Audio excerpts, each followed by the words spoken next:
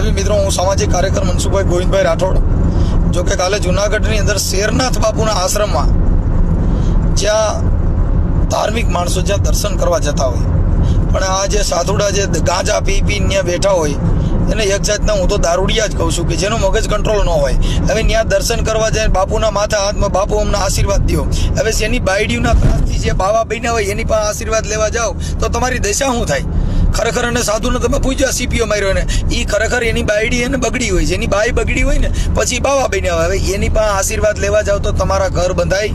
સાહેબ જેના સારા માણસો હોય, જેને સંન્યાસ લીધો હોય, જેના વિચાર ઊંચા હોય, હવે ત્યાં દર્શન કરો। ભગવાનના દર્શન કરવા ગયા ને બાવાએ સીપિયા માર્યા। હવે અહીંયા ભગવાનના દર્શન આ બહેનોને લગભગ સાક્ષાત ભગવાન બતાવ્યા બાપુએ, છૂટા સીપિયા મારે છે। આ વિડીયો જોઈ લ્યો મિત્રો કે કેવું આ ધતિંગ પંચા 150 હાલે છે સાહેબ। આ ભગવાનની અંદર પણ ચેતન રમતા હોય છે।